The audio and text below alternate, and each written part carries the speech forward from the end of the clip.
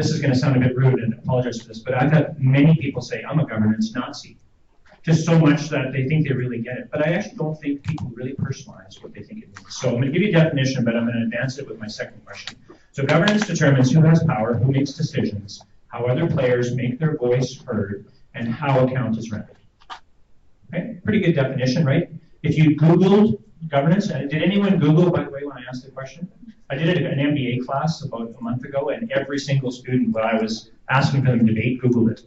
I think it's 150 million hits right now, or something in that neighborhood, if you Google what is governance. So there's a lot of definitions, but this one works for me. So, but now I'm going to ask you an even more difficult question, is what's the result of good governance? I've heard a lot of boards say, oh yeah, we're a really well-governed organization, we're really good, we understand good governance. What's the result? So you nail it. You guys are a great board, you do everything right, you think you got a great governance system. What's the result of that activity? Take again about 30 seconds, 60 seconds to talk. What's the result of good governance?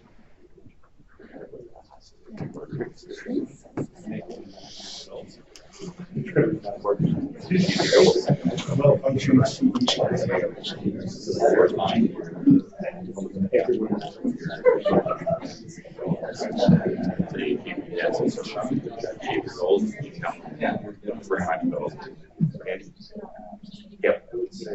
That's amazing. I'm not going to help. Same thing. It's on target.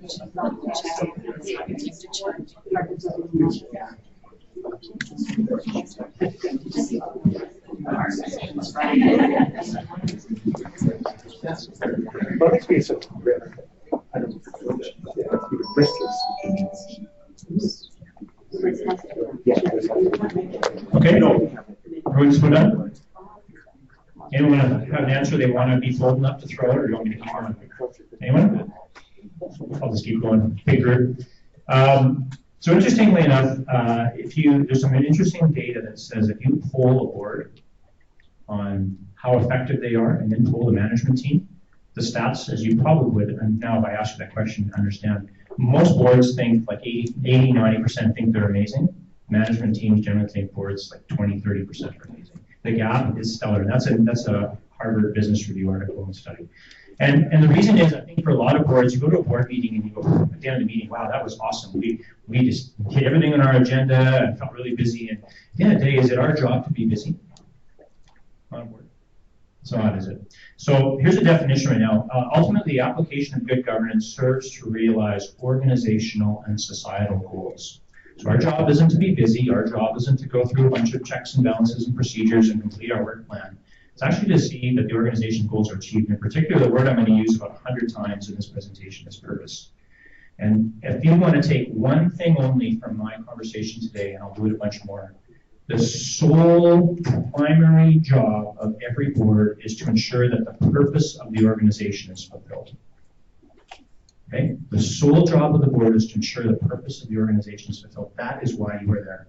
So everything else is actually window dressing. We have fiduciary duties. We'll talk about that later. We have things we have to do, right? And our responsibilities are board, but ultimately it still comes back to ensuring that the purpose of the organization is fulfilled. So keep that in mind as we go forward, okay? That's disruptive thought number one. The second thing I want to leave you with now is that actually high-performing boards add value. How many boards have you ever been on? Have you really sat back and critically assessed yourself, did a self-evaluation? Do you think your board actually added value to an organization? Or is it there actually as risk preservation? Okay? High-performing boards add value. So I'm going to take you through a little journey and share some stats in a second, but right now I'll give you an idea of the statistics. There's 25,000-ish nonprofits in Alberta. That's actually filtering it down, so I think you might have several different registered offices. You might be on the list of many, and this would just have you on the list as one.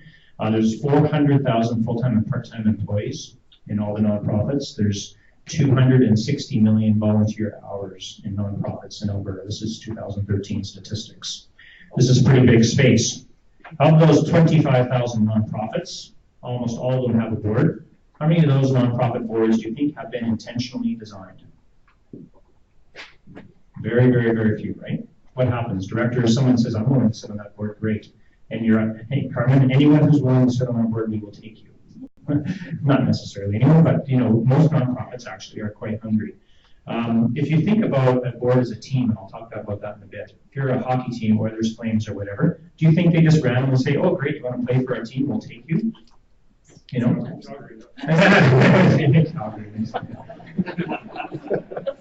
So, do you think you're going to get the right performance if you have a board that is intentionally designed versus a board that's thrown together? Now, most nonprofits can't intentionally design. Yours, you cannot intentionally design. You've got constituent organizations, you've got volunteers, but there's still ways around it that if you're not intentionally designed, you may have gaps in your vision, your thinking, your awareness. So you need to be aware of that. Of all those 25,000 boards, how many of those nonprofit boards do you think are effective? So it's not the majority, it's a certain number. And how many of those boards actually are adding value and high performing? On the private company space, I'll share a same parallel. There's 170,000 small, medium-sized enterprises, SMEs, or private companies in Alberta. Isn't that a stellar number? 170,000 private companies in Alberta. It's well over 50%. I think it's actually over 60% of gross domestic product in our province, and over 60% of employment. Most of you probably work in private companies, SME businesses, right? So for all those enterprises, how many of those SMEs do you think have boards? What do you think? Not many. Yeah, who said that? Yeah, you're right. I don't think it's very many. That's a pretty small number, and appropriately, right? I think we'll talk about that in a second. Of those private boards, how many think are high performing? Not many. I don't think many either. Now, what happens for a lot of journeys? You get a business starts to grow. It's an owner operator. He's done really well. Boy, we're growing really well, but it's starting to get complex. I should have a board. That sounds really cool. What happens? He asks his accountant, his lawyer, he or she, pardon me, accountant, lawyer, and 2 friends. Hey, do you want to be on my advisory board? Do you think that's a board? No, I think that's a group of advisors. That's not an advisory board or a cocktail party. Because often, is your accountant and lawyer actually going to give you the tough conversations and challenge your thinking? They're really there to give you comfort. They thought it might impact their contract by challenging you, saying, I think your strategy is fundamentally flawed, or I don't think you're a really good leader. Like, do you think they're going to say that? There's no chance they're going to say that. I think your friend's going to say that. They're there to give you comfort. So they will probably add some value, but I would challenge if they're actually high performing. And there'll be exceptions. For those, though, interestingly, that don't have boards, which we believe is the vast majority, how many do you think would benefit from a board of 170,000?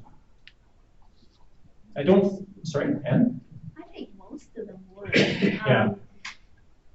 Well, I deal with a lot of different clients, and what happens is if you're a very driven person, you've been successful, you start seeing things like this on television. So if you had a good board, it would really support, give you different perspectives. Yeah, so I don't know if I've ever heard that, but I like the idea of having a board. It's, at some point will definitely give you a different perspective, and we'll talk a lot about that and value. Interestingly, again, of 170,000, I haven't done the demographics, but a vast majority of those are going to be small. I have 2 companies already, Draw and Ozone. Draw is a 1-person company, and Ozone is a 2-person company. Do we need boards? We don't need boards. Does a doctor's office need a board? No.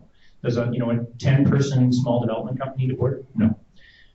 But interestingly, the best question I ask, though, is when's the right time to create a board? As companies are growing and prospering, at some point in their journey, they're going to need a benefit from a board. We've been asked this question a lot: how big should you be? And we've said it's really not exactly just big, but if you're not 10 million in revenues, you're probably in the early stage, unless you're a startup that's high risk, high reward. Mary Cameron and I are on a board of a startup right now that's got 16 people, and the owner's driving everything, but it's raising a ton of capital and got high risk. So the growth curve, the complexity of the business, multi-locations, international or not, all those things might, trigger the bent on win. But I want to put to you in this thinking is that most boards are actually created at a time of crisis, interestingly enough. Don't you think? So either performance is dwindling, debt is rising, and I'm dealing with a couple today where, in this economy, is it easy? A lot of business models that were thriving in the good times are struggling today. And as debt is creeping up, people are going, I don't know how to deal with this. Shareholder conflict or stress. How about multi-generational family businesses that are looking at change of control? How are you going to navigate those waters? They've never handed over keys of the car before. Complexity or opportunities. Now we're going international. Just ventured into Saudi Arabia. Look what's happening with this international crisis. I've got staff on the ground. Holy cow. I'm in so much strange territory. Can I benefit from a board? So most boards are created at a time of crisis. Is that the best time to create a board? How long does it take to create a board? Not just throw a board together, but have a high-performing board that's adding value. Yeah, sorry? 6 months. 6 months? Yeah, I think that's the lower end, I think. Yeah. 6 months to 2 years, I would say, depending on the type of business. So what I try to coach leaders is, so I don't think every SME needs a board of 170,000, and I don't know what the number is. More than today, for sure. But for those that have high growth curves, what you want to start thinking in your planning is when is the right time to have a board. That applies equally for nonprofits as well. Okay? What's an effective board in your eyes? What's that? What's an effective board look like in your eyes? I think I'm going to cover that in a whole bunch. So keep that question. If I don't do a good job at the end, we're going to hit it. So here's what I think, though. Some interesting data I've got. So this is a study that was done by BDC in 2014, Business Development Corporation. And they looked at small, medium-sized enterprises, actually, and they compared those that had boards to those that didn't have boards. So they found that those SMEs that had advisory boards compared to those that didn't actually had 24% higher sales growth and 18% higher productivity than those that didn't have boards. As an owner of a business, is that a stellar stat or is that a stellar stat? You wanted to get 24% higher sales growth in your business, wouldn't you sign up for that? Now, I'm a skeptic a little bit, so when I first read the study, okay, that's great. I said, is this data biased? I mean, is it the fact that high-performing companies that are already doing stuff really well think that having a board is a best practice? So are you actually showing the results that they were already a high-performing company, or did the board create the value? So interestingly, they answered that question differently. They also looked at the before and after effects. So they looked at companies that created boards, and they compared their performance the 3 years prior to the 3 years after. And look at this stuff. So the average sales over those 3 years before was 23% sales growth.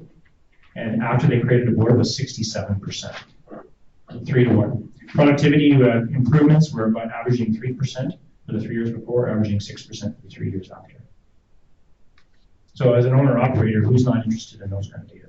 Again, I'm giving you the lens on a private company to actually help stimulate some thinking, but I'll hit it later. I think private companies and nonprofit boards actually share a ton of fundamental similarities. Yeah, question?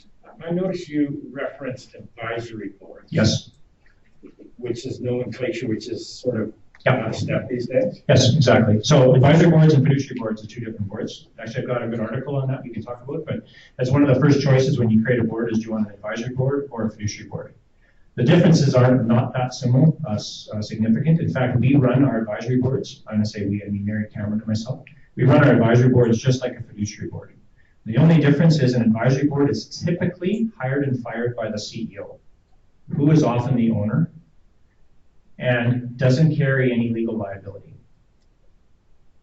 Where a fiduciary board is hired by shareholders at the AGM, which you guys are going to do today with your members. I'm appointing a board.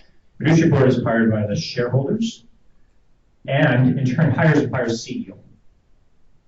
So there's lots of dynamics you get into a private company if the owner is the CEO and hires a board and creates a fiduciary board, which I've done. So I'm in a scenario where I'm the shareholders appointed me as chair of the board, and then I in turn can hire and fire the CEO as one of the shareholders.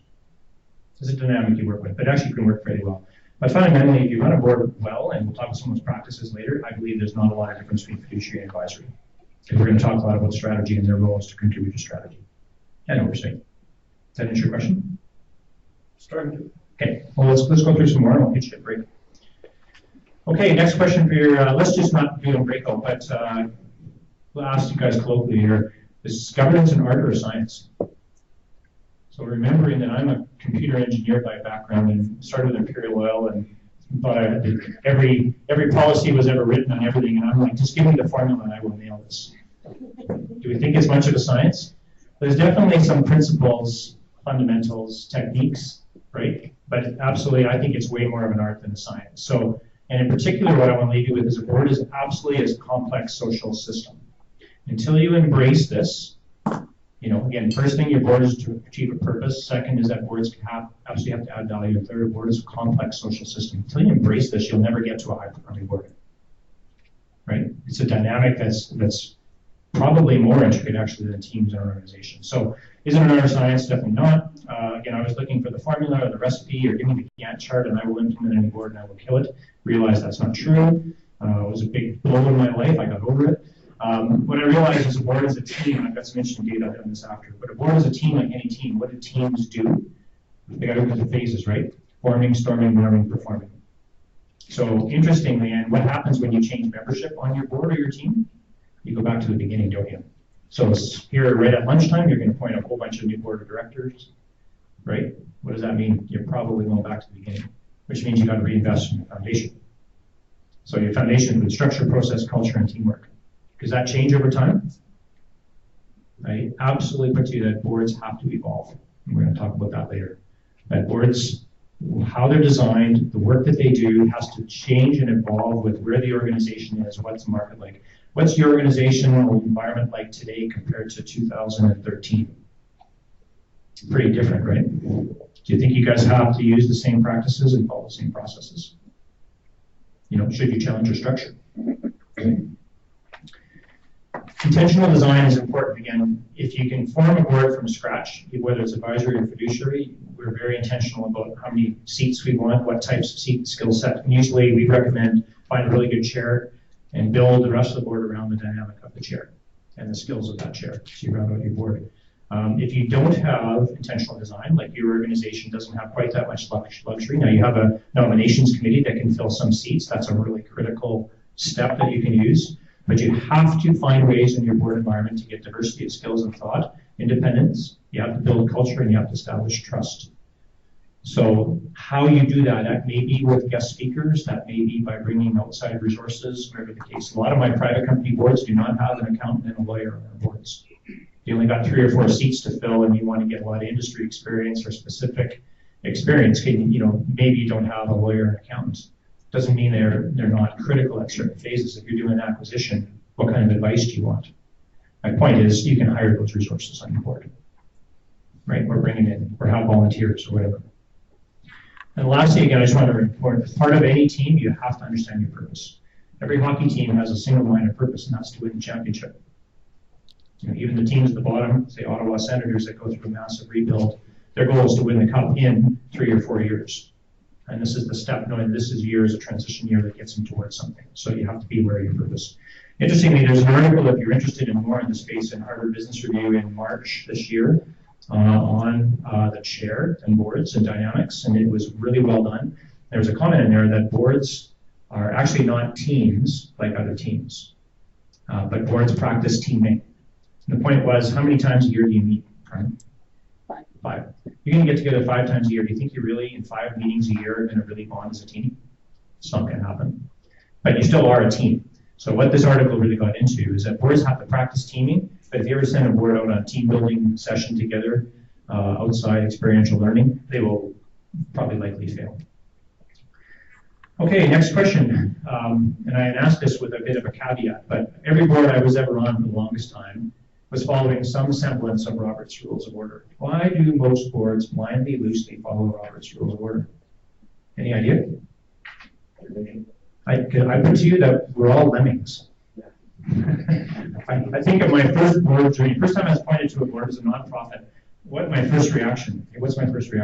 I'm honored. Like, I am thrilled. I'm going to sit on the board. I'm going to be director. That's just really neat. I'm quite honored to be there. My second reaction is that when I show up on my first meeting and now I am overwhelmed.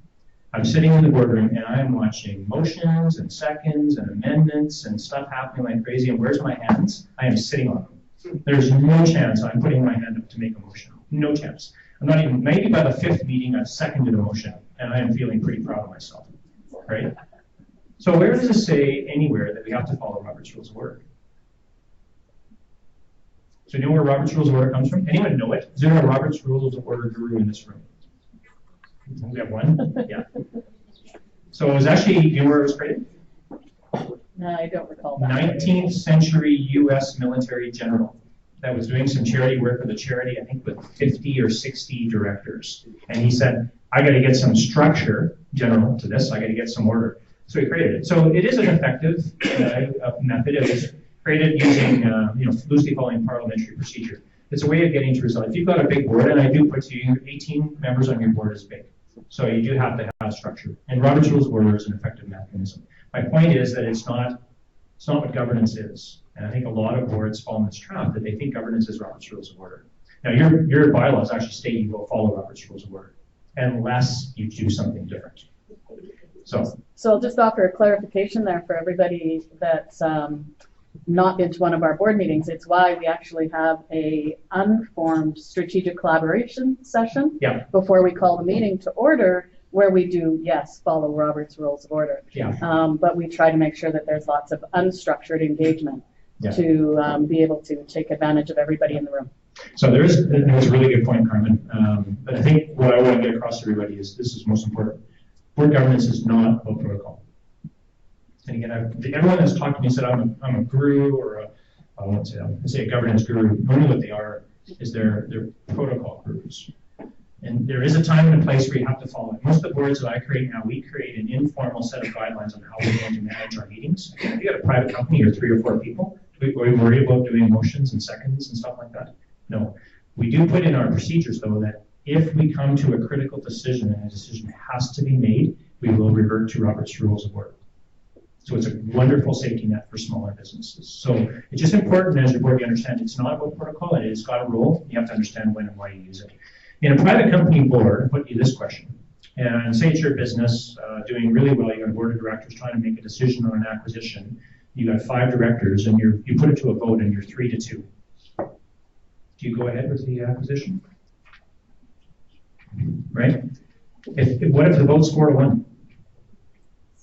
So in a 5-person board, and it's my company, how comfortable am I right now that there's one person that's not on board with this acquisition, knowing that in 5 people, how likely are those people coming from very diverse backgrounds? Highly likely. That one person probably has a point of view that we should understand. So if a decision hasn't been made, I run most of my boards and I want 100% consensus or we're not moving forward on major decisions. Now minor decisions, fine. In fact, most times we just let management do that. But again, I think when you fall in the trap of protocol, and then you look at the US right now with the Kavanaugh appointment that happened, I mean, what was the vote, 51-50 or 51-49 or whatever? It went to a vote and simple majority rules. Like, is that the great way to make decisions? So keep that in mind when you're structuring boards. So I'm going to put it another way right now. Here's my nice little diverse board, nice cartoon picture. You've heard these kind of questions before. Can I have a motion to approve the amendment to the motion to the amendment to the motion to the amendment? Right? Ever seen that? Sorry, Carmen, if you're the one pushing the protocol. Point of order, Mr. Chairman, according to Robert's Rules of Order, or could management explain why we spent 4.32% more on janitorial services last year? Or things like, well, Mr. Chairman, thank you for the floor. Let me tell you about the work of the marketing committee, right? And whether it's protocol or whether it's rants, golf courses are some of the worst. Who's been on a golf course board? People simply go on there because they want to change how many cuts of grass we have, or they want the greens faster, and they think they get in there and muscle the table, right? And they start using protocol and pushing through. Let's get this to a vote. My point is this: is if you assemble a team of highly skilled, experienced, capable, intelligent thought leaders, diverse minds, and this is your company with your life savings in it. How do you want them to spend their time? How do you want them to invest their time? You want them to invest their time like 5 meetings a year of 4 hours, 20 hours? Do you want to invest 20 hours in protocol? No. Am I worried about the janitorial spend? No. Again, what I want to come back to, it's not about protocol, it's all about purpose. So, interesting quote here, I like this, from Governance for Nonprofit Organizations from CPA. Effective governance is as much about intentions and relationships as it is about governance structures and policies. The best crafted governance framework can be undone by board factionalism, passive directors, or sour board management relationships. Nonprofits should ensure their governance framework is supported by policies and processes that encourage good board dynamics, including strong CEO-ED relationship. Okay, so it is not about protocol, it's so much about those intangibles, and it's about purpose. So the question to you then is, how should a board invest its limited time? I've asked this a few questions again, a few times. High-performing boards spend their time on strategy. If you're to think of all the boards you've been on right now, and I am really tough on you, and you are really honest with yourself, how much of your board agendas are spent on strategy and strategic conversations? How much? Lots or not much? Not much. Historically, not much, I would think. There's probably a few. So a few little acronyms for you to keep in mind. I like this one first, called HOFI. I think Greg will know what HOFI. You remember, Greg? Yeah. You just, yeah. Hey, you're crying already. This was awesome. Thank you. This is a good, I like this one a lot. Hindsight, oversight, foresight, and insight. Different types of conversations in the boardroom. I put to you this, and you may not be able to read this, but The blue is what my little rendition of where a traditional board spends their time, and orange is where progressive boards spend their times. I would say that traditional boards spend 90% or more of their time on hindsight and oversight. And progressive boards are spending their time on foresight and insight. And I'll talk more about how you get that shift later. It is easy to talk about hindsight and oversight. We all come from business. We all look at financial statements. We love looking at committee reports. If we're a committee chair and someone gives us the floor, we love to have the floor and take our time to talk about the work of the committee. Is that productive use of our time? So there's lots of ways whether you effectively use, I'm trying to say consent agendas. You probably use a consent agenda, Carmen? Very little. Okay, well, we can talk about that because it can be abused. It's dangerous, but it's also highly effective, used properly. The real question is, how are you going to get your time shifted on foresight and insight? High-performing SME boards, 70 to 80% of their time on strategy and strategic conversations. Publicly traded companies, 50 is probably as good as you're going to get. There's so much compliance, oversight, reporting that you have to do. So that's high. Non-profits, I think 50 would be great if you could talk 50% of your time on foresight and insight. If you can get to 70, that'd be worldly. You are there to provide oversight and protect everything on behalf of the members. But this should be aspirational on my mind. The more you can get that shift done. Doesn't mean, we'll talk about fiduciary duties. You still have your fiduciary duties. There's no reason once those are looked after, you can't be focusing on strategy. So what I want to leave you with here near the end of our disruptive talk is strategy at the board is not and should not be mechanical. It's not routine. How many times do you guys ever change the agenda in a board meeting? Why can't we change agendas from meeting to meeting? Should not be operational. It should definitely not be governance for governance sake. And a lot of boards fall in this trap where it's governance for governance sake. So what is it then? I put to you again, I've used this word before, is solely about purpose. And making sure that your conversations are asking and challenging whether you as an organization are achieving the purpose. And are we on a path to achieve the purpose of why we were designed? That's where your board conversation needs to go. And every time in your board meetings, you need to sometimes step back and ask ourselves, are we having the right conversations? Are we achieving our purpose? Where's the gaps? What are the risks? By the way, risk, I'm not going to talk about today. Is risk an operational or a strategic conversation?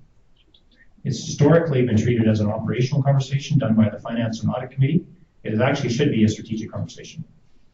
I do a session on risk at the U of A, and I think the stat is 60% of major failed organizations are due to a lack of strategic risk oversight and strategic moves. It's not because of finance. I've kind of talked about this. Should boards invest in continuous improvement? Yes. Yes. That's why we're here. An all-around yes. Yeah, when you say, hell yeah. Hell yeah. Yeah. So how many boards do invest in continuous improvement? How many boards that you've been on actually ask the question about continuous improvement? How many teams in your organizations do you challenge to implement continuous improvement practices? So 100% of our internal teams, I would say, whether it's using Lean or Six Sigma or continuous improvement or Deming or whatever your favorite was, we're always trying to be better organizations. Why shouldn't our boards be that? So again, to me, evaluation isn't right. And it starts with this. I think the board should be the highest performing team in any company. Who's ever had that challenge before? You've assembled this incredibly diverse mix of thought leaders again. This incredible talent in the room. Why shouldn't that team set themselves to a higher standard? How can you ask an organization to perform at a high level if your board isn't at a high level? You with me? This is a tough challenge, isn't it? Because I think a lot of boards I'm on, I'm not sure I'm there in all cases. But that better darn well be our aspiration. So again, I think the best practice for boards is to evaluate the performance. We've said that before, but evaluation isn't enough. Okay? What we really want is development plan and continuous improvement. If you're just doing an evaluation to check the boxes and say on your work plan that you did it once a year and your governance committee feels like they did their job, I wouldn't do it. If you've done your evaluation and coming out of it is your board's going to implement a whole bunch of practices, whatever they are, to be better and hold themselves accountable to actually implement those changes, to me, that's what it's all about. You have you have two governance committees, right? Yes. Who does the evaluation?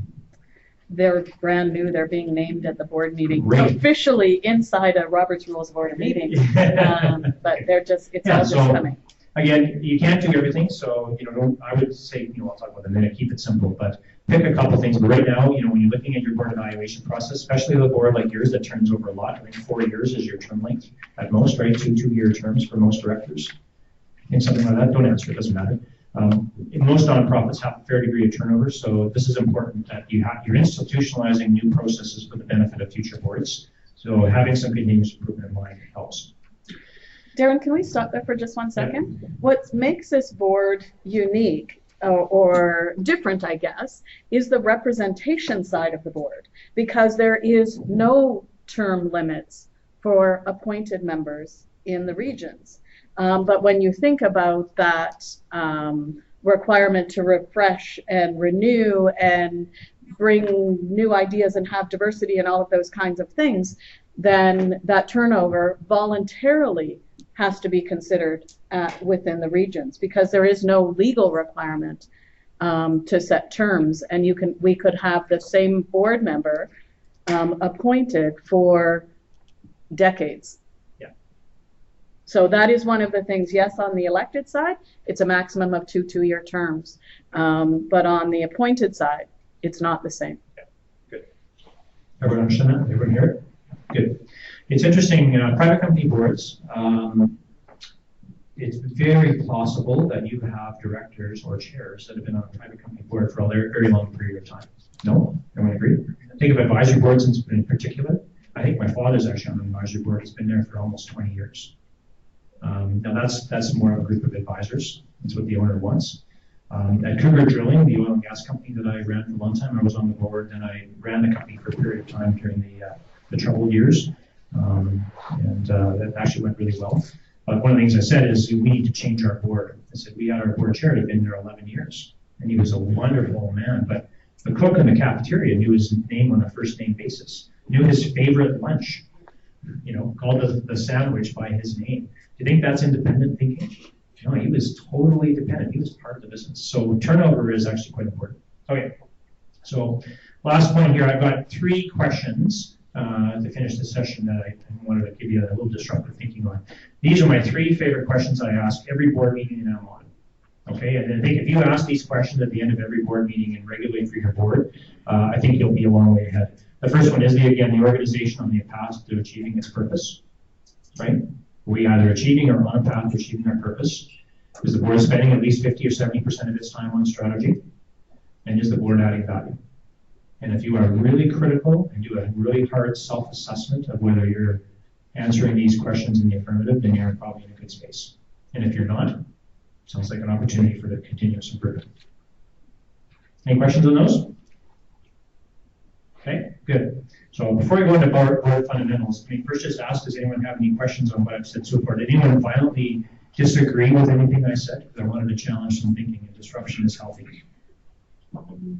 Yeah, Jeff's standing up, so Jeff disagrees. Is that right, Jeff? Okay, great. If you do have questions too, it doesn't have to be out in the open. You can ask later. For those of you that are on webcam, I hope you're able to track all that. And some of those questions you answer to yourself. If you have questions, you can actually email Dara, I think, right? And she's already said she'll threaten me if I don't listen to her. So good. All right. Before I go into board fundamentals, because some of this stuff is dry, I do have some fun stuff though to spice it up. Does everyone want to stand for like 30 seconds and just stretch your legs? Let's just get up. Sure, I'd love to. Switch back to the last slide is the question. Yeah, you're welcome. Does everyone know Amy Cuddy's work? Who's seen Amy Cuddy's video before? No? So there's an interesting video, probably not if you heard this before, about Amy Cuddy. She advocates power poses.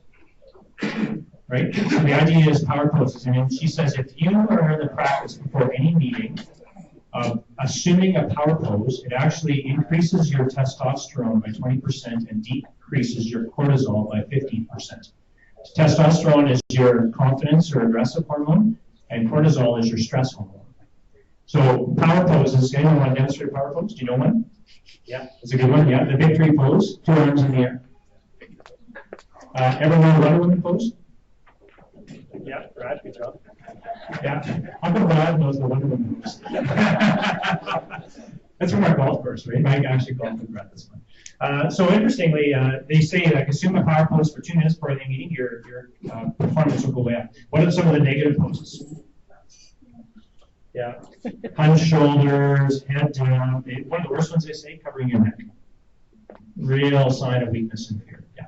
So anyways, if you want 2 minutes of energy, assume a power pose right now. The Usain Bolt, right? What is the hunch or the college football Heisman winner? Right, any power pose. So, all right, if you feel like it, assume power pose. Otherwise, we'll get going to the next slide.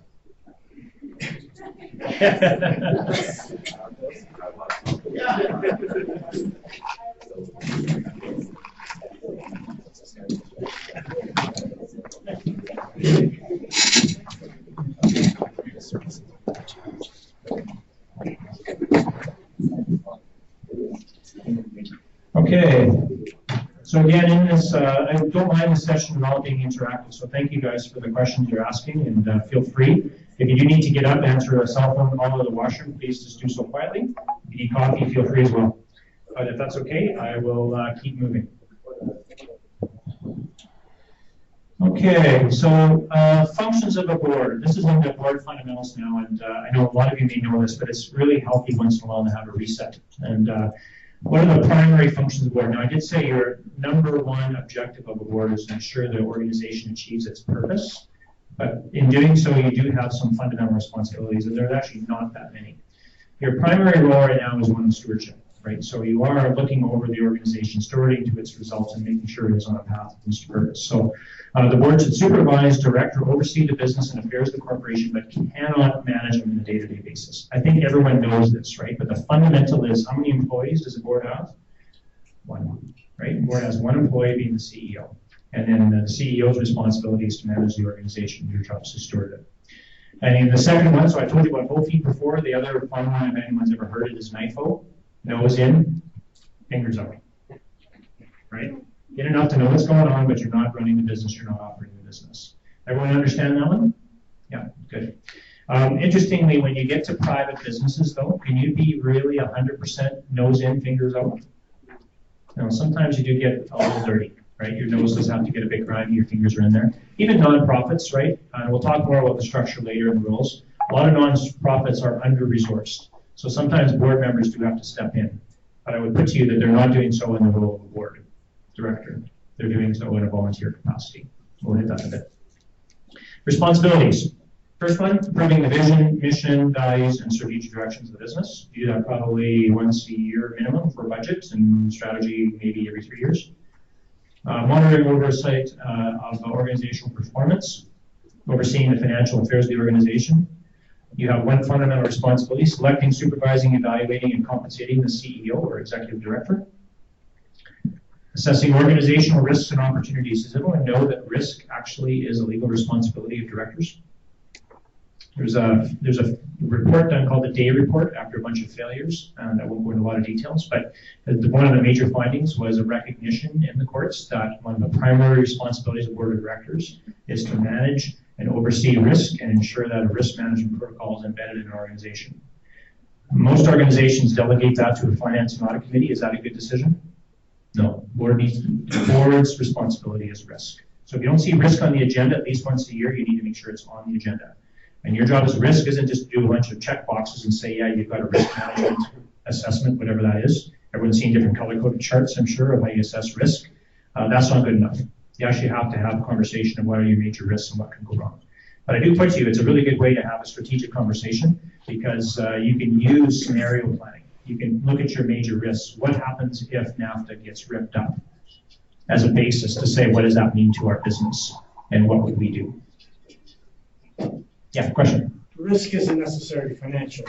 Risk can be appearances within a community. Yeah. And I've run recently into a situation where the CEO's assessment of the risk versus the board's assessment of the risk is like night and day apart. Yep. And the CEO is saying, that's my bailiwick. And the board is saying, excuse me. Yeah. Yeah, you're 100%. It is the board's responsibility, fundamentally. And secondarily, the financial risks are, I think on the study I read, it's a Mercer study, Jeff might remember this study, or Greg. I think 58% was strategic risks. So it's 1,000 failures, I think it was, or 100 failures in a period of time. 58% of the major organizational failures was because of strategic risk, 20-some% because of operational risk, and I think 15% was due to financial risk. So financial risk is by far the smallest risk component. Actually, it was like 60, 30, 10, something like that. So, but secondarily, like I said in the data report, the board owns the fundamental risks of the enterprise. Management has some of the day-to-day risks and operations. There's stuff that you'll just delegate to management to make sure that those proper processes to manage transactional risk are in place. But the board has a fundamental responsibility to manage the overall risks. Yeah. Is there a question? Yeah, there you go.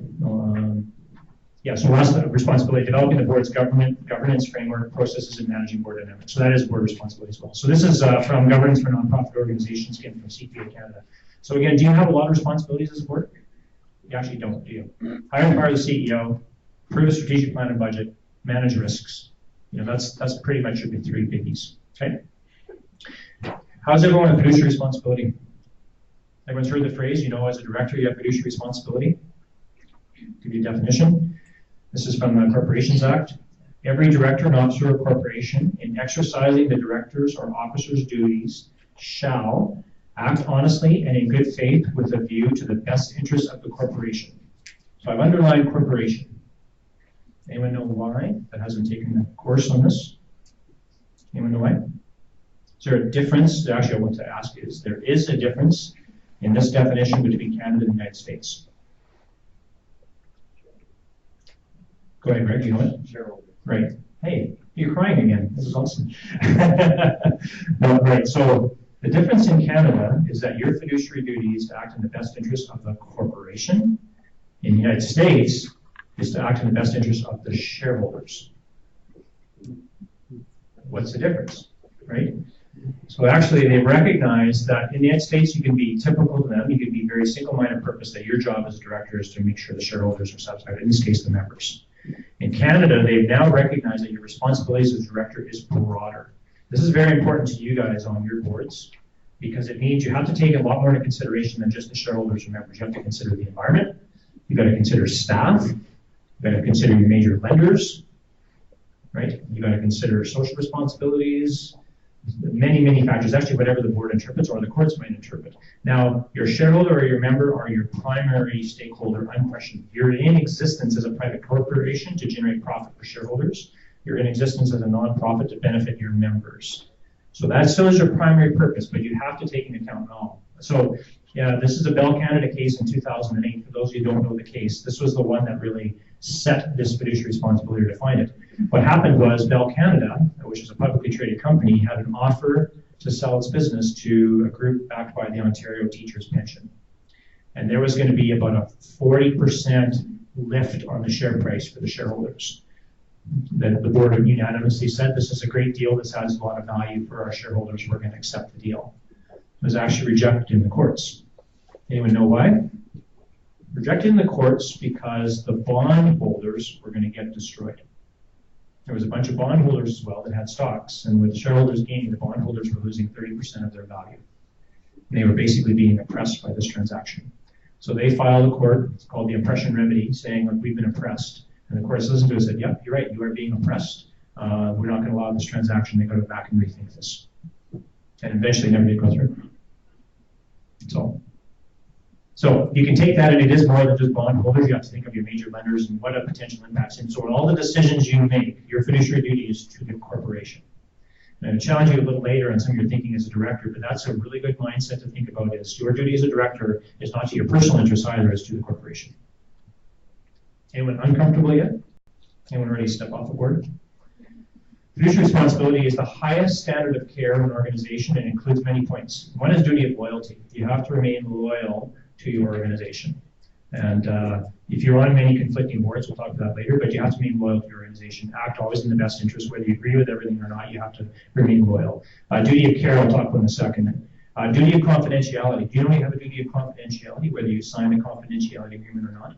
As a legal director on a board, so not an advisory board again, go back to your point, that's another difference. You don't have the same degree of standard of fiduciary responsibility. But on a fiduciary board or on your board as a director, you actually have a duty of confidentiality, whether you've signed a confidentiality agreement or not. How many people are uncomfortable that may have breached that at some point? Don't put your hands up. It's probably too easy. In fact, it's said you've got to be really careful. Walk out of a board meeting one day and say it's been really frustrating, and a friend down the street says, "Hey, I heard you at the board meeting. How did it go?" You know, like, that's fine. You know, do you think that's actually a breach of confidentiality? Probably is. You know, oh man, there's crazy stuff going on. I can't tell you anything about it, but oh my gosh, it's just an absolute nightmare. You know, that's a breach of confidentiality. It's actually quite difficult, especially for you when you're dealing with large groups of potential stakeholders, many interests, competing forces, people that might benefit or be hurt by it. You actually have to be very, very careful, and body language is important as verbal. Okay. Avoidance of conflict of interest, and that could be real conflicts or perceived conflicts. Very difficult for you all as well. What if a public where a certain policy that you're looking at in one of your committees has a big benefit to yourself? You actually could be in a situation as director of benefiting from that, and that's a massive conflict of interest. And we'll talk about that later in another slide. You have to actually be very careful to avoid conflicts of interest. I did a session for the United Conservative Party and recently talking about governance, and this was a very interesting conversation to have with them because a lot of them, you know, their personal interests sometimes might trump what's right for the organization, and that's very, very, very difficult. You think that happens in the U.S. right now? They're probably the ones that are suffering from this the most. But you have to avoid conflict of interest. We'll talk about that. Avoid taking advantage of opportunity. Again, you cannot be a beneficiary of some of the work that happens from your decisions on the board. You know, and a good example, if you're with a major accounting firm, and the board you're on decides to pick your firm as an auditor, how cool is that? Not very cool. That's not really allowed.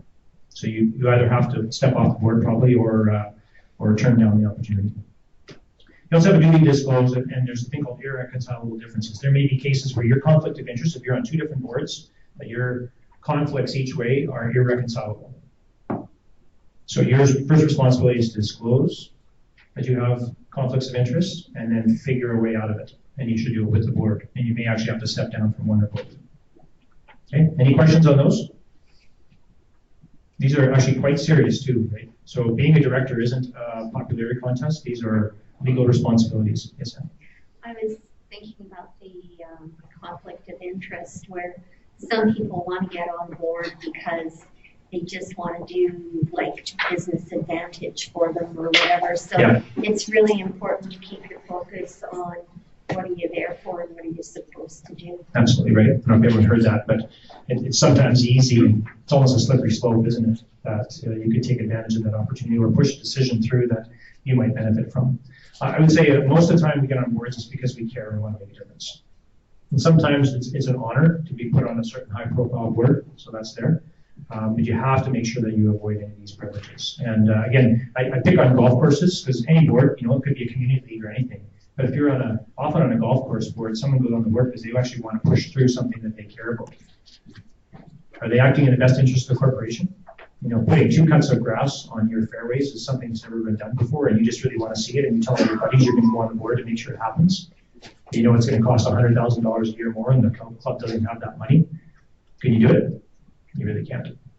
So, Darren, I have a question. When because we have a representative board, where does confidentiality and loyalty come in? Because when the chair of a region is sitting on the provincial board, it may not always be aligned in terms of the right thing might be right provincially, but might not be right locally. Really, really difficult. Did everyone hear that comment or question? So when you're a representative board and you're coming from your region and the decision that's right provincially may not be in the best interest of your region, what do you do? Right, that's your question. Mm-hmm. What do you think? What does anyone else think? I'll turn it back to you guys. Anyone take a shot at that? For your region? Yeah, that's a sarcastic answer, right? It's the duty to disclose your with respect to your reconcilable differences, and if you can't align them, yeah, then you got to step down. Yeah, you have all these duties come into play. So, you know, firstly, from your region, it's important that your region is representative. That's why you have a representative director. So you have to tell what are the facts and figures for your region. But if the compelling data then suggests that the decision is the right decision for the provincial-wide body and for the membership is to adopt a policy that hurts your region, you actually either have to support it. Now your region may have to take a different action. Whether your region decides that they don't like it, want to pull out of it, do something different, I mean, that's a different decision. That's an example where an irreconcilable difference does come up. But I think it's important, and I don't say this a lot, but I will mention this now. In all these cases, when you're looking at it legally, but even as from your direct responsibility, process trumps the decision. What the courts will look at, and in your own good eyes and in your fiduciary duties, is more about have you followed good process that leads up to it. Okay, process trumps the actual decision. So if you have, I'll give you a different example. Say you're dealing with a Me Too-like case, and you're really struggling what to do. The question to ask isn't to respond and panic and make sure that whoever is complaining is being looked after. It's have you established a really good process on how you're going to deal with that case that's come up. So think through process first. What's the right process to get that decision, and then make the decision second. Okay. Yeah, Brian. Yeah, it gets back to one of your earlier comments about having a small board, even though this is a bigger board. If one particular region is identifying a problem with the direction that they're going, then we should really be listening to that and figuring out how to work through. That's right. Yeah, and I think often that's the case. Sometimes the small voice isn't heard, and we'll talk about that a bit later too. And it's important to understand that we're hearing all the right voices. What if that is a problem in one region today that actually is going to propagate to other regions? And that happens often in recessions because it's not always unanimously felt at the same pace, right? So maybe this is a leading indicator that we need to understand. So that's part of the process. Is let's hear from that region. Let's understand what's going on. If you have to make the decision today, maybe we should defer it. Maybe we should gather some more data. Those are some of the things that you can go through. So, okay.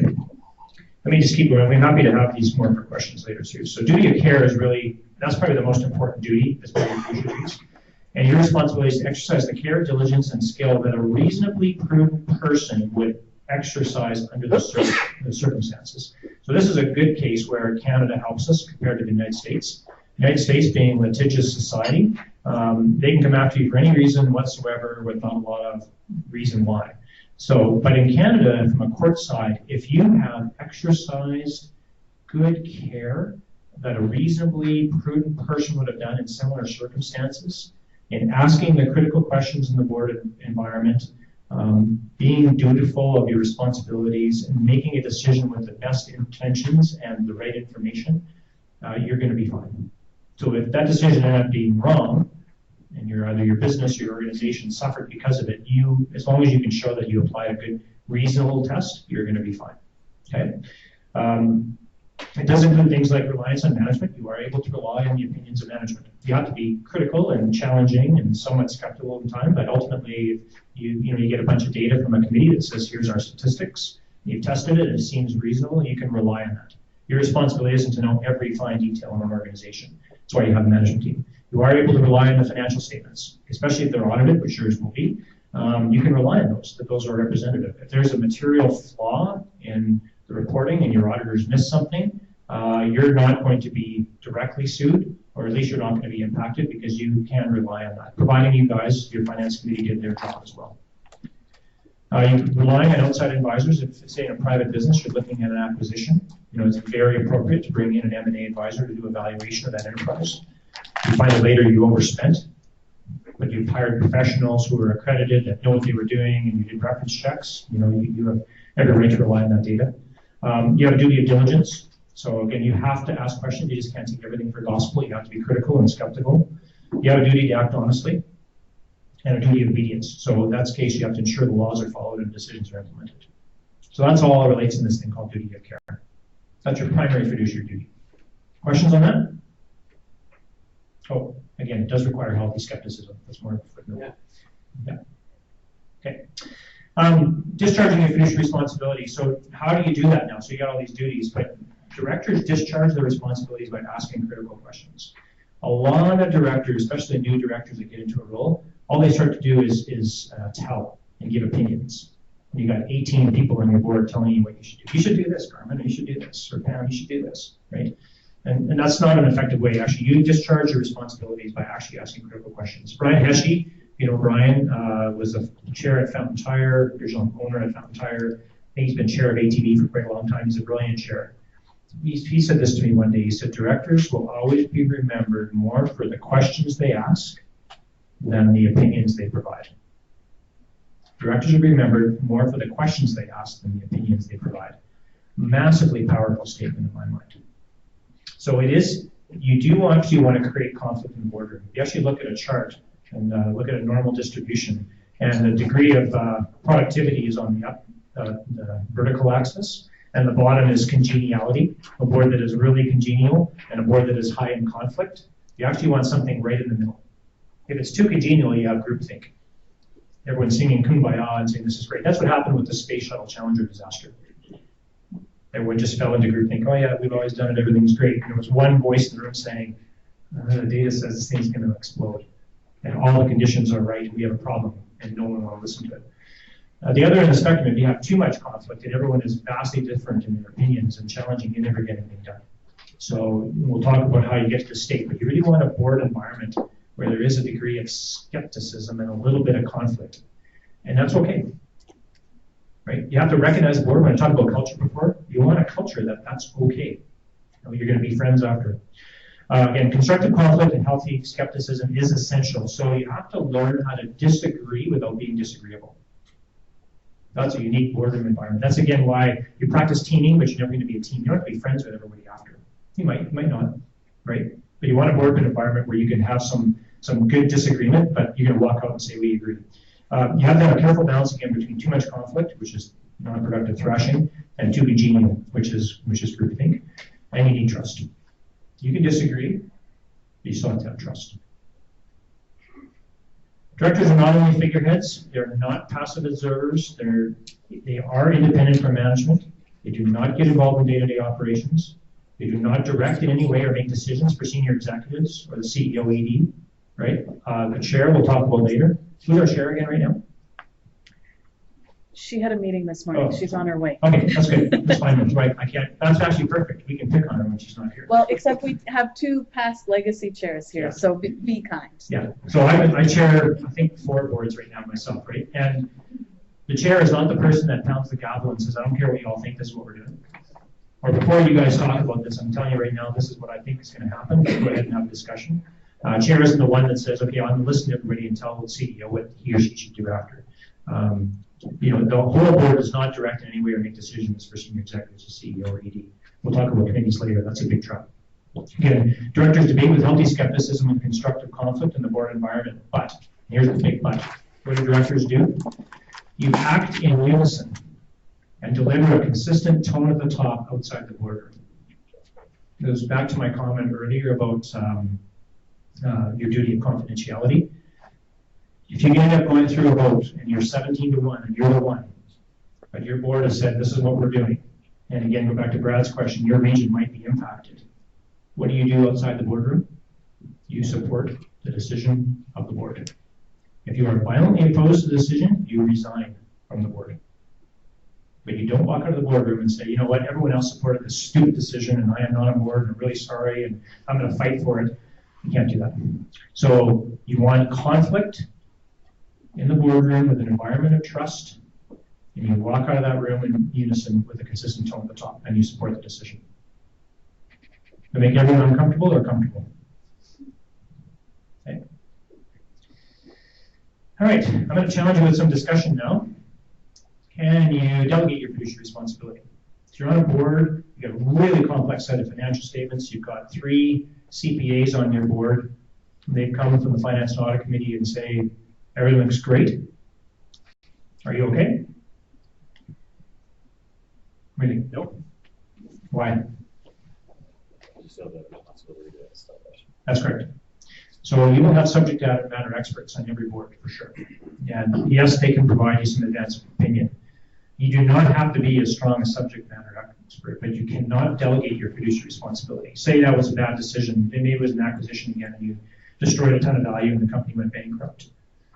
And your defense in front of the courts was, geez, well, we had these 3 CPAs, they said it was a good deal, so I just supported them. That's not good enough. You cannot delegate your fiduciary responsibility to someone else, even if they're subject matter experts. Now, under duty of care and reasonableness test, you're not going to be held to the same standard. They will be held to a much higher standard in that case, okay? Because they are experts and should have known better, especially if they missed something. But you still have to ask critical questions. And if something looks odd, or just ask whatever rudimentary questions, you've got to go through your reasonable test and say, what would I ask? Okay? How do you deal with situations, again, where there's competing fiduciary duties? Again, many of you are going to be on 2 boards, in your representative board and this board. And what if those duties are actually in conflict? Your options are recuse yourself from one of the conversations, or both, or resign. And recuse is in the boardroom is you declare you have a conflict. You don't have to go into details. You might say on this topic, you know what, I have a conflict. I can't disclose it. I'm just going to recuse and I'll come back after that session. You just have to avoid, again, that's one of your duties, avoid conflict of interest. Okay, we're going to have some fun now because I know this is a longer session. So I'm actually going to challenge you with a mini case with your friends here. You're going to partner up and you're going to get about 5 minutes to discuss this. So here it is. You're on the board of BILD Alberta, some mythical organization I threw together. You're also a minority shareholder in a marketing company based in Edmonton with offices in Edmonton and Calgary. Okay? BILD Alberta will shortly be issuing an RFP for a major marketing campaign. Major. You just decided this brand is no good, it's time to do a new one. In your opinion, this marketing company is one of the best marketing firms in the market and would do an outstanding job on the contract. Okay? You're a minority shareholder in a firm that will do an outstanding job, will absolutely kill it, and will absolutely benefit BILD Alberta. It'll be a fast-track RFP as the organization is behind schedule, and the annual planning cycle requires this campaign to be released urgently. In a small group, I want you to talk about what are your duties. We'll talk a lot about duties. What are your duties, and how do you handle the situation? Okay. This is audience participation time. For those of you on the webcam, try it on your own. I'll give you about 2 or 3 minutes.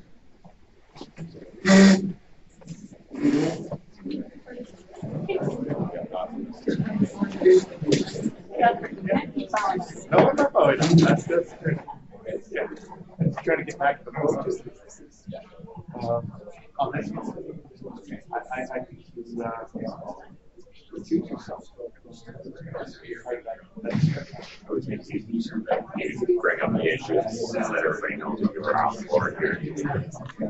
Might be a good opportunity, but here's part of the focus.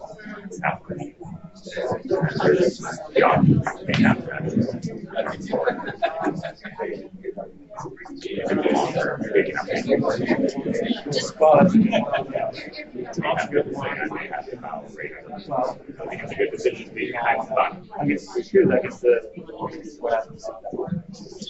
Do you accept that or you mean key or something?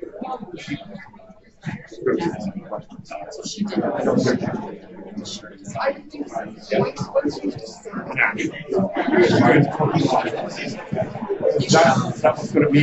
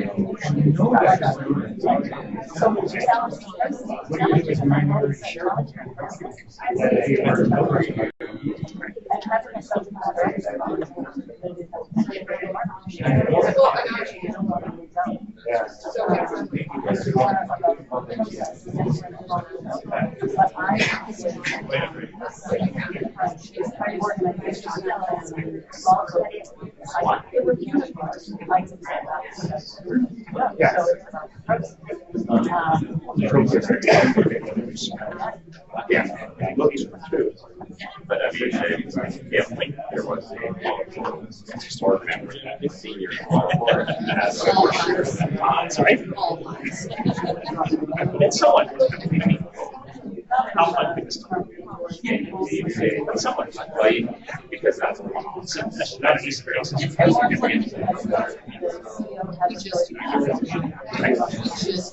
I know. I did this initially with the construction. The board, and I think board also has, I mean, it's hired the CEO, so has like a lot of leverage. So that's a good thing. He's got to work. Even behind the scenes, I would put on. So they don't have to Maybe it's the CEO. Yeah. Not even close on it, just you applying to information that the other guys don't get from us. Clearly, This would be a management. this should be, this should be. Still important. Probably important. Yeah, but I think it's, I guess it's, I'm assuming it came to the board for whatever reason.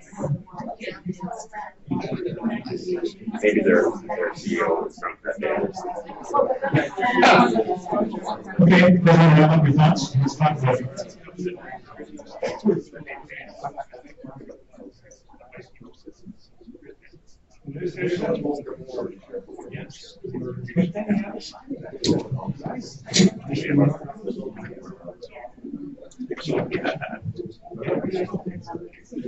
Okay. Everyone's good? Easy case? Yeah. Before you debate it, does this happen? Happens all the time. Happens all the time, doesn't it? And it may not be this, could be a software project, could be anything, right? Especially as your boards get bigger, in nonprofit organizations, it happens a lot. So, first question is, what are your duties? Who wants to throw some ideas out? Yeah, go ahead. We had an interesting conversation at the end about this isn't even a board decision, so why is the board involved? This is a management decision. Oh, the board, no, board is not involved directly, but it's a major spend for the organization, so it's going to use a ton of budget. So you'll know it's either in the budget or it's coming, and it's been communicated to the board that this decision is coming, and now you know about it. So the question is, what are your duties first? So do you have any idea where you some of your duties? Transparency, I think, is the first piece, is to just let everybody know. Yeah, that's the duty to disclose, right? So you have to start, with some form of when this conversation comes up on your agenda and say, hey, just in the management report, find out that this RFP is coming and we've got a selection coming up, and et cetera, you need to now just disclose that you've got a conflict for sure. Yeah. Well, the issue that we discuss here is that in the disclosure of that conflict, you are potentially advising the decision makers of a company that could be interested in this, and that's why there's a conflict. Yeah. What's probably the biggest risk to your organization? Reputational. Absolutely. I would think, I haven't seen your risk assessment, but I think most nonprofits, right, wouldn't you agree that reputational risk is your number one concern? Well, what happens if you issue this major RFP and you just stay quiet because you're like, I'm not really involved, it's a management decision, everything should be fine. Your company is awarded that RFP and it gets out of the market that you're a minority shareholder in this company and you're on the board. What happens to your reputation, maybe? Could look dangerous. So remember, I told you one of the things you have to do is avoid conflict of interest, and it could be real or perceived. You could act with very good diligence on the board and not contribute to the conversation, not contribute to the decision, remain silent, feel really ethically strong. One of your other duties, right, is confidentiality. So you can't go back. Who's going to run back to their marketing company and say, guys, there's a big RFP coming up, and we got to get on this. Free up the resources. Let me tell you what the strategy of the organization is. Can you do that? You can't say anything. So a massive duty of confidentiality. So duty to disclose and duty of confidentiality, duty of avoidance of conflict of interest, those are your big duties, I'd say, right off that. Again, the other one is avoidance of taking advantage of opportunity. If this is a major RFP and you're a really good firm and your firm is awarded it, are you going to benefit? Right. So, Darren, can I ask a question? One of the philosophies that's been shared with me, and I'm only on month 11, so I certainly don't know everything, but one of the prevailing philosophies was members buy from members. So culturally, as an organization, we should be giving some preference to members. And so I'm wondering if there is some processes, so focus on the process to ensure we can defend decisions, yes, but don't hold out, keep a member from being able to work with us just because they're a member or just because they're on the board. So how do we balance that? Yeah, great question. Any thoughts? What do you think? What do I think? Yeah. Well, you know what I'm going to say, honestly, we kind of went through that with our lease, because Qualico is one of our significant members, but what I did was I went through a process and I opened it up to several companies. We did a market analysis. We looked at several properties using different agents, and at the end of the day, Qualico came to the table with exponentially better program. So what I like what you said earlier, process trumps the decision again, right? So I did exactly this case, changed the name, of course, with CPA Alberta. So any chartered accountants here? So chartered professional accountants of Alberta. And my question then after I did this case is, well, how do you pick your auditing firm? Do you think everyone in that boardroom would be quite interested and would do a good job with the audit, right? So, and how do they pick an auditor? Do you have to pick someone who's on the board? That sounds almost wrong, right? Because you're going to be excluding a lot. So they actually built a policy and a process specifically on that, and they rotated. And they create an environment and a set of conditions where it's all on the table. This is our process. Any of those board members that might be from those representative firms, they kind of box them off, and they create the conditions to allow this to happen. So I think you could, in this case, you could, part of the RFP could say you need to know there are some people on the board that have conflicts of interest. Here's what we're doing.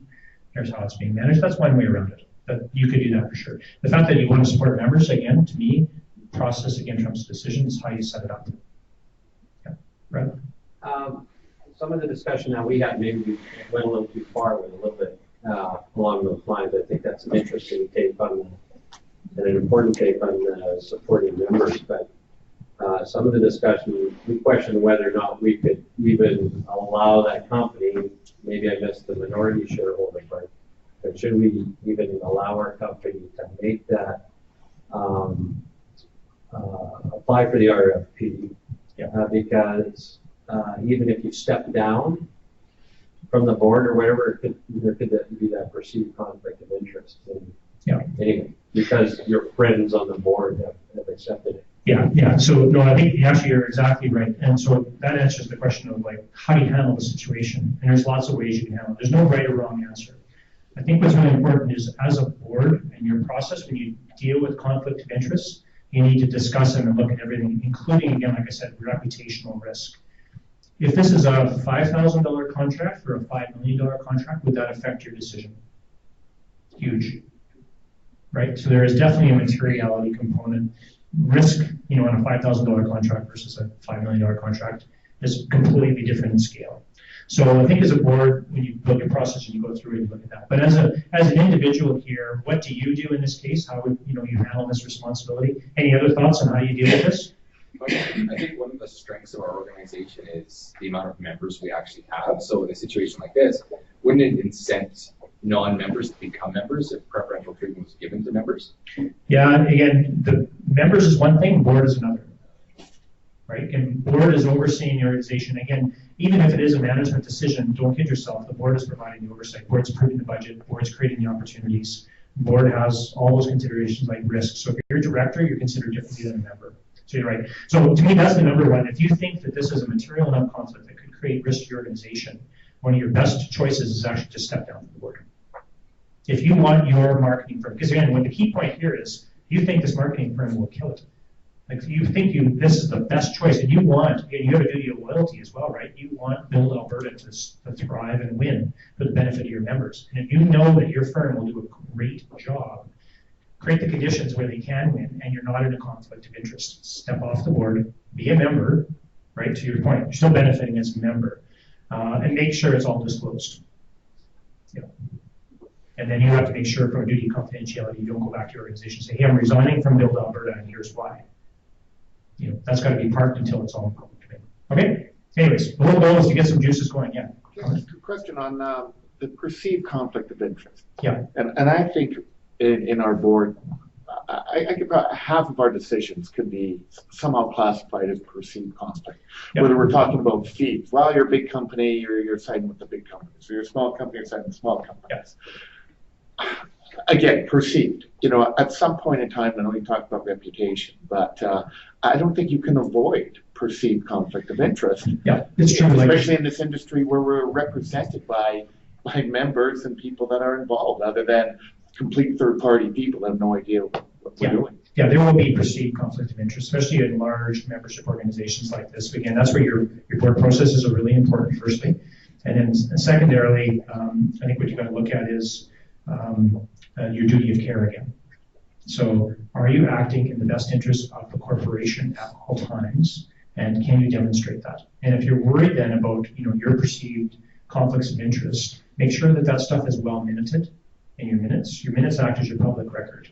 So, it may be that your organization will benefit, but it is also the best interest of the corporation. As long as you can defend that, then you're in pretty good shape. If it's a material benefit to you personally at the expense of others, then that's a case where you might want to actually step away. But a lot of those things that are borderline, again, these are good things to talk about as a board. You're going to have conflicts of interest, and it's more gray than not. So talk about it as a board. And the rest of your board will see. If you have 17 people going, boy, I don't think you should be here, or this is really uncomfortable, the decision will be obvious. So, because again, who carries the risk, you personally or the entire board? Entire board, right? You're going to be held to different standards, but the whole board. Okay. Okay. So we have about half an hour. I want to wrap up with a few things here quickly. So again, structure, I got a few things on structure just so everyone understands. But you guys have articles of incorporation, which are always said that's legislative in nature. Your members approve your bylaws, which often includes your mission. For your purpose. It wasn't really clear in there, but generally what happens is your bylaws say why does your organization exist and what you're there for. So if you wanted to say, let's just change our bylaws, how easy a task is that? It's not very easy, right? Because you got to go to your membership. Yeah, you would do it at your AGM today. So, and there's a process in terms of how you bring forth those bylaws and stuff like that. So bylaws are not as hard to change, but just remember, if you're on a board, you can't change bylaws. What can you change? You can actually change a lot as a board, right? So vision, values, strategy, organizational policies, etc. That's all stuff that is on the board's mandate. You've got to approve at your boardroom. So pretty standard stuff, but just remember where you were in the hierarchy at any time. I won't go into detail too, but you can also decide what type of board you want. And this is hard to read. It's a guy named David Nadler, Harvard Business Review article in 2004.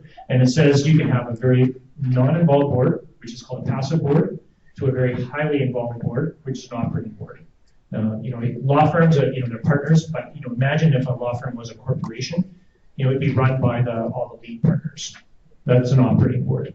A lot of engineering firms would be that, where they're all their shareholders or their senior leaders, and they're also there on the board. They would be an operating board.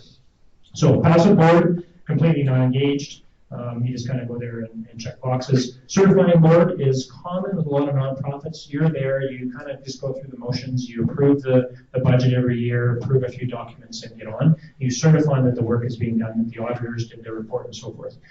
Most people like to be in the engaged board. Again, this is a degree. An engaged board is where you are highly engaged, you are participating in strategic direction, you're not operating, you're following that nose in, fingers out. You've got forward-looking insight and foresight, and you're engaged in the organization. The last one, which moving to the right, before operating board, is called intervening board. When do you have an intervening board? Usually at a time of crisis. So, something happens to the CEO. Think of Williams Engineering. Does everyone know the story of Williams Engineering in Edmonton?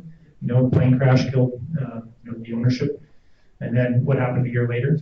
Another plane crash, next group of owners gone. So now what do you do? Who's going to run this business? Typically, that's where the board would step in and run it for a period of time.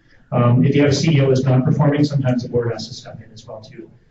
But if the board is too far in, and they're no longer nose in, fingers out, it's often dangerous. So I think I put this up as this is one of the conversations for you on a board, is what type of board you want to be. So if you only want to be a certifying board, which might be appropriate, all my talk on strategy today isn't as important. It's good to keep in mind because you can shift the type of board you are over time. An agency model, this is fairly straightforward, but just good to know, but most boards follow an agency model. So in your case, you have membership that appoints a board of directors. We do that this afternoon, shortly actually, for a period of time. That board of directors is in turn accountable to the membership. Remember, the members appoint the auditors. Most people forget this. They think the board appoints the external auditors. The external auditors are hired by the membership on behalf of the members. That's one of the check and balance functions. The board hires and fires the CEO, and the CEO in turn is accountable to the board of directors. They're single employee. The executive team is hired and fired by the CEO, not the board, and of course the organization. In turn, they are accountable up to that chain. So it's like that hourglass shape with the CEO in the middle. All roads go to the CEO, right, Carmen? Sure. As a CEO of 17 years, I remember it intimately. The board of directors may appoint committees. You have a lot. A lot of different types of committees. This is really important. We'll talk a bit going on later too, but committees often interact with management. I put it as a dotted line. Can they direct committees? Question? Yes. No. Can committees direct management? Can they provide direction? So say you've got a finance and audit committee, this is the typical one you think about, and you've got a bunch of CPAs there, and you're a nonprofit organization, you don't have any CPAs, and you're facing a certain transaction. How do I book this transaction? And the CPA say, yeah, you should book it this way. Do it. Can you do that? You actually can't.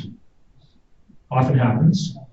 Again, the job of the committees is to do the work for the board, but not do it on behalf of the board. It's do the board's work, but the board still has all its responsibilities. The board's responsibility is still to improve the budget. I see a lot of cases where finance and audit committee will go through all the rigor of reviewing the budget, and they'll approve a budget even, which I think is wrong. They might want to recommend a budget, but often they'll approve a budget, and the board say, great, finance and audit committee approved the budget, we're done.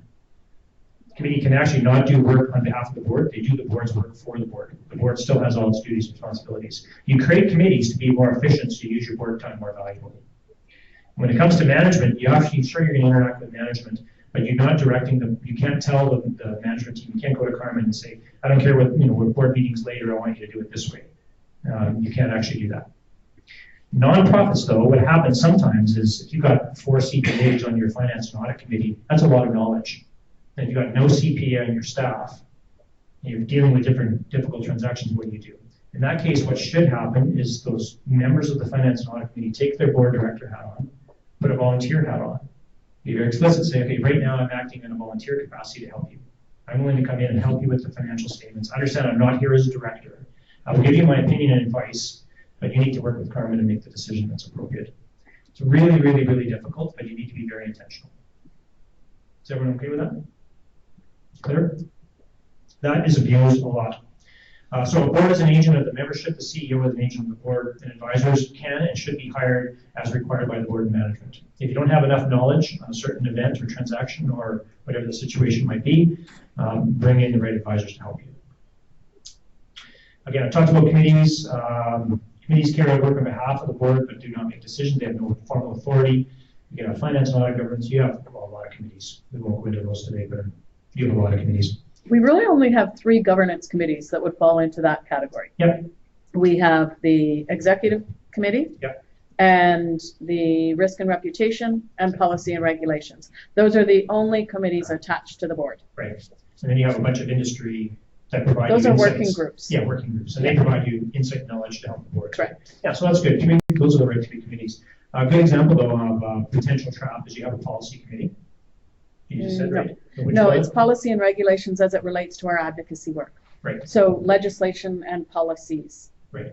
For advocacy, not our governance policy. No, that's what I meant too, yeah. Industry policy, right? You said, or I'm still going to get it wrong, but just the only trap I want to make sure you avoid, that committee should not be making decisions on behalf of the board. They do not. Exactly, so that's good. But that's a trap, especially as you have an involving board. Just remember not to fall in that trap. They can actually make recommendations. We've done our work, here's where we can recommend and why, which often case the board accepts. Well, and we're calling them advisory council or governance councils. Yeah. And their mandate is to provide advice to the board. Yeah, good. Okay. All right, so I've talked a bit about the chair. We don't have a chair in the room, so we can all vent about her, right? She's not here yet. I don't think I've seen her yet. This is really important. Most important role of any board actually is the chair, and most poorly understood. The chair is the absolute critical role. The chair is the process leader. The chair has to fundamentally be interested in board efficiency. Focus on ensuring the board is aligned with the purpose and strategy. You need to be very conscious of the board dynamics and culture, and you have to actually be a great listener. So if you think of the classic definition of board chair, would you think of them as a great listener? You know, if you think of every television show or movie that ever shows a board of directors, the chair sits at the end of the table, is the oldest guy or woman around, a tough decision maker, and nothing is happening until the chair says yes, and the chair has the last voice. It's actually not right. The chair is actually the one that's sitting there and looking at the room and saying, are we getting engagement from everybody? Remember that conflict thing I was telling you about, where you want to be? The chair is saying, trying to look and say, are we in that sweet spot? If we've got too much conflict, the chair has to facilitate their way out of it. If not enough, the chair needs to draw out, you know, some more, make sure that we're getting the right dynamic. The chair is not there worried about his or her opinion and say, how am I going to get to that opinion and decision? I saw one board where the chair said, again, I think I used this earlier, this is what I think. We're going to allow a little bit of discussion, but at the end of the day, you just know that this is my opinion and we're going to go with that idea. Go ahead and talk about yourselves. You know, that's not independent. That's not a facilitator. Right? So chair is not the primary decision maker, not the supervisor of the board. That's misunderstood as well. Everyone thinks the chair is the boss. The chair is not. The chair is the process leader. Chair does not have a veto. Right? I don't care if you're all in favor. I'm not in favor. That's not it.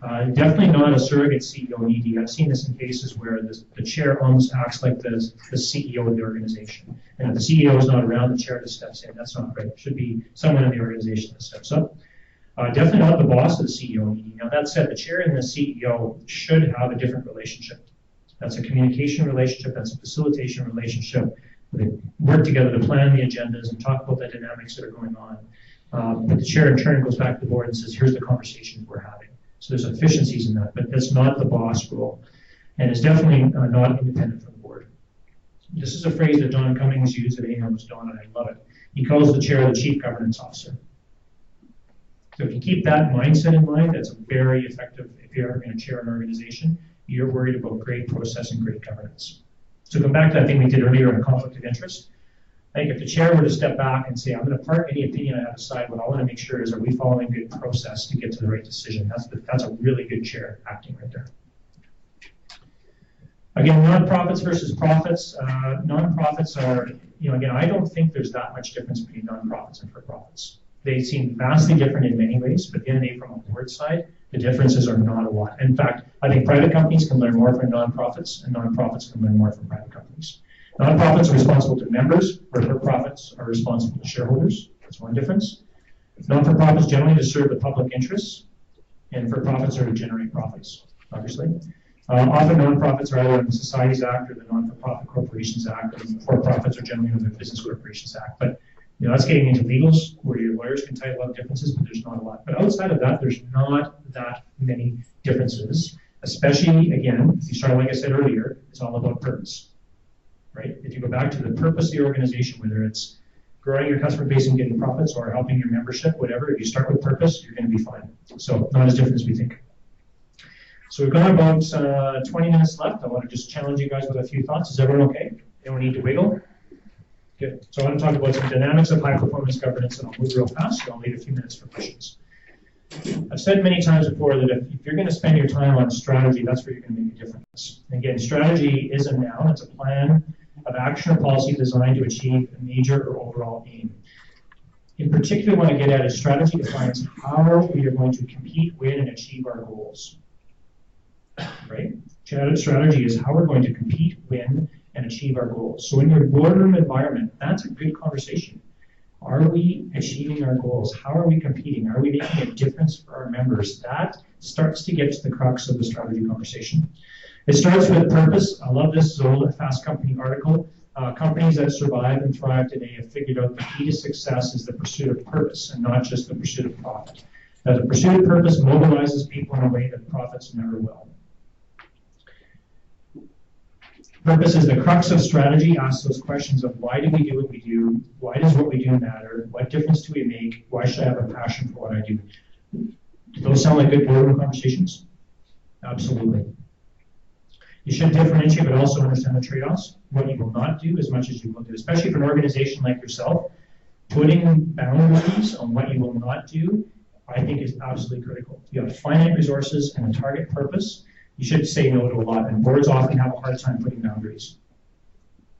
And again, it could revolve around some single word or idea. So I just got some fun ones to show you here. So does everyone know the Starbucks purpose? You read the book, remember it? I love this one. Starbucks' purpose is to be a third place for people to enjoy affordable luxury. So I'll tell you, I won't do them all, but this is just such a fun one. Starbucks' original purpose in the Northwest United States was to replace church. So I hope I don't mean to offend anybody if you're quite faithful in your nature, but their goal is to replace church. They said people have home, work, and then church. We want to be number 3. We want to push church aside. We want people to know that we're the third place they can go to. When they started moving out into the Midwest and the Bible Belt, they said we need to change that purpose. So they changed it to be the third place. But why else would you put sofas and lounge chairs in a coffee shop? You wouldn't do it. It doesn't fit any cost model whatsoever. Right? Why would you let someone have free Wi-Fi and sit and do work for 2 hours? Right? I've done it. I'm sure a lot of you have too. So their purpose, by doing that though, did they actually generate profits? Yeah. Most mission statements, the classic model was we will maximize shareholder value, increase profits by blah, blah, blah. Is that a mission or a purpose? No, that's why you exist. So purpose gets to, if we do this purpose, we know we will benefit and generate profits. 3M is all about innovation, solve innovative or unsolvable problems innovatively. I love Nike. To experience the emotion of competition, winning, and crushing competitors. Crushing competitors. So that's what they came up, out of their strategy, and it starts with purpose. Understanding your purpose leads to your strategy. But then why else would you have Tiger Woods and LeBron James? Like, did they get, or Michael Jordan, did they ever get the B-level athletes on any of their commercials? They always have the number 1, right? Because it's about, we want to be the best and crush competitors. So, Boeing and Patagonia. Patagonia is interesting. To be a role model for and tool for social change. Isn't that interesting? Do you think that's a profitable company? Right? Who buys there? Right? Same like Lululemon, right? When they went out and they built their entire platform on a lifestyle. Or the running room, great story as well too, right? We're going to employ runners, use runners, build a running culture, and then they benefit from it. So this is a slide I like a lot because most people get this wrong. Actually, Jeff and I, we did a lot of work on this recently. I think it was a good epiphany for your organization, right? But the idea was that strategy isn't mission, vision, purpose, values, principles, whatever you like. That's important. That's where we're going. That sets the beacon. We're going to put a man on the moon by 1969. That was a mission. Does that tell you the strategy and how they're going to compete and win? No, that was their mission, right? What's your business plan? Your goals, objectives, and KPIs. I would assume you have it. Every good organization has it. Is that taught to strategy? Well, that's how you execute it. What I like to get at is strategy is this gooey, spongy something in the middle that really gets to the root of how you compete and win. So an interesting challenge right now, can every person in this room, let's just say every director right now for BILD Alberta, do you have a good elevator speech that could say what your strategy is for BILD Alberta? Rather than pulling out the sheet of paper that says we've got this and this mission and all that stuff, do you actually have a good elevator speech? For your own organization, how's your elevator speech? Do you think you could say what your strategy is? This is really important because this is a board conversation. So if you really want to make a difference in your board, this is the type of conversation you get at. You don't debate mission, changing words. Is wordsmithing add any value? It doesn't. That can be done elsewhere. The business plan, you have a role as leader, but this is getting the debate of really understanding of how you're going to achieve your purpose. That's what strategy is all about. And if you can find that, it's great. So I'll just give you a little anecdote here. So I did run a company called Cougar Drilling for a while. We were a drilling company, and we were competing against Halliburton, Schlumberger, Baker Hughes, Weatherford, so giants, right, with way more pockets than we ever had. Our market share in drilling in Turkey was 70%. Our market share in other Middle Eastern companies or countries was 40–50%. We were right after those 4, we were the next company approved in Saudi Arabia to drill wells. Not a good place to be right now. Anyways, what was our strategy? We're going to be the best company with the most resources and the best technical driller. We wouldn't have no hope against them. But our strategy is we wanted to deliver Western drilling capabilities, right, locally. So our team in Turkey was 100% Turkish nationals. In every country we were in, we were 100% nationals, where our competitors were bringing in expats. Now, our nationals weren't cheap. They were very highly educated, and they were very well paid, and they were the best of the best. But we said we're going to use local people. So much so, and I didn't even know this until I went to Turkey, but my local staff were telling me one day that they started the practice of slaughtering a goat before every drilling project. Of course, as a Westerner, I was a little appalled at first, but realizing it was very ritualistic for them and part of their culture. And they had the entire drilling rig crew on site and all the operators, and that was their ritual. But it really worked. But we drilled better than our competitors, lower cost, but we were intimately tied into the culture of that country. Our only other competitors were local that didn't have Western capabilities, and they had high flight rates.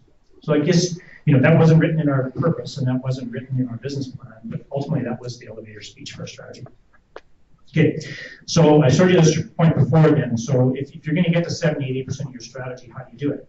So you think about the time that's spent. Management's going to spend at least 240 days a year in the business, and probably a lot more. 20 days a month times 12. A board at best, 12 days. You meet 5 times a year, that's 5. Maybe a little bit of prep time and some community work and some committee work. So how can boards realistically contribute? Doesn't make any sense. I struggled with this as a leader for a really long time. As a CEO going to my boards, like, get out of my kitchen, let me do my job. So the epiphany for me is this. There's a big difference between strategic thinking and strategic planning. Okay, big difference between strategic thinking and strategic planning. Strategic thinking is primarily a board responsibility. Strategic planning is primarily a management or executive team responsibility. It's a Venn diagram and they cross. So there's no question that boards do look at strategic budgets and business plans, and there's no questions that management teams do dream on strategy. But if you think of the environments, there's a difference.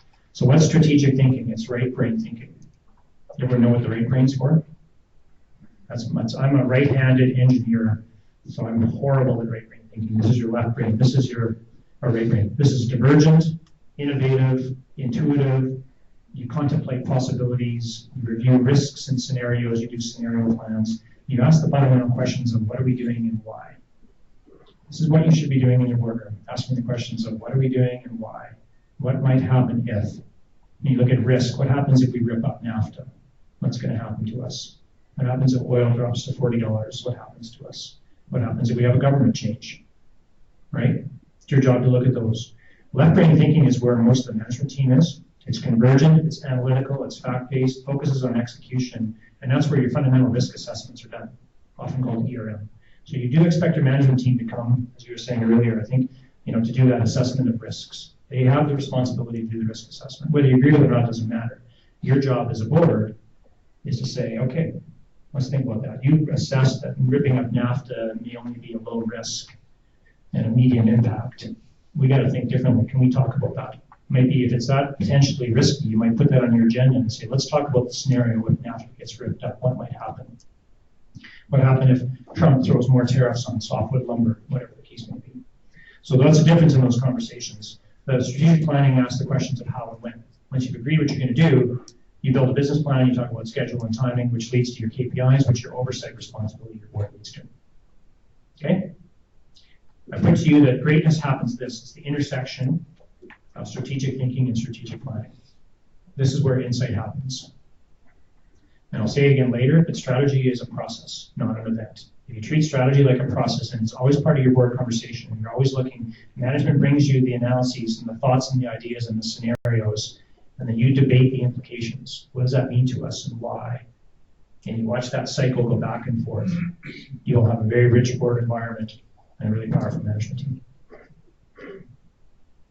So my closing thoughts are, first and foremost, is keep it simple.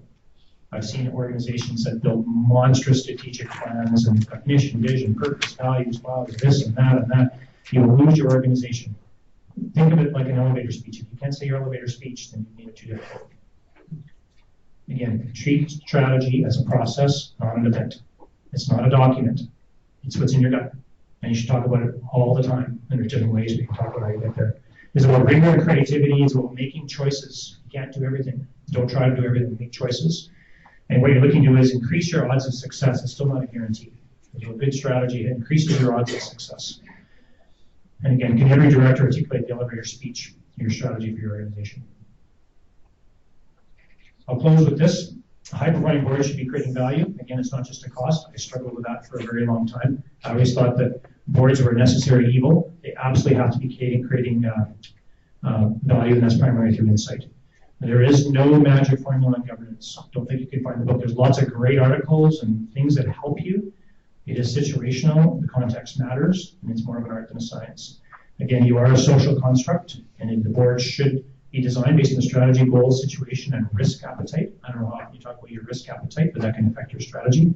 And it should evolve over time. You focus on strategy. Again, the CEO and ED to be effective does subordinate to a board. You are the one employee of the board. Over time, what happens with nonprofits, if you've got a CEO or an ED that's been there for 25 years, almost now the board is subordinated to him or her. That's a very dangerous trap. Doesn't mean that the board is directive either, right? Boards will and should evolve, must be evaluated, turnover is a must. Director independence is crucial, and surround yourself with more people like not like you. So again, you guys have a trap where most of your people are coming from representative regions or similar industry. You will probably have a lot of like people.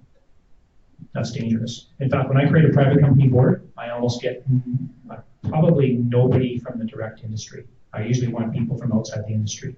I'm on a board of an engineering company, and I've got 150 engineers in the company. Do I need engineers on the board? I have a lot of engineers at my disposal. So, directors discharge your responsibilities by asking critical questions. Constructive conflict and healthy skepticism is essential. And this is a really interesting one. Information is the key currency of the board.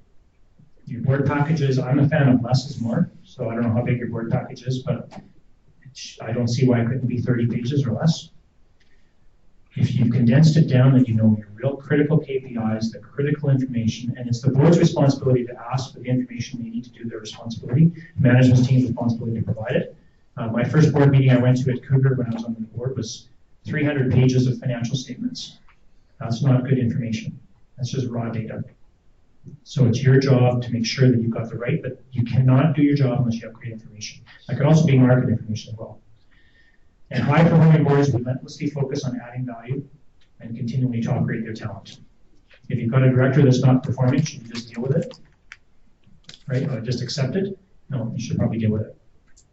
And there's nothing wrong, I think, as a bunch of directors of calling out on a director, especially if one shows up for 1 out of every 3 meetings. And just there's no reason that you shouldn't expect more. Okay? With that, I am done. I'm happy to answer any questions, but thank you for letting me rant. Thanks for participating and responding.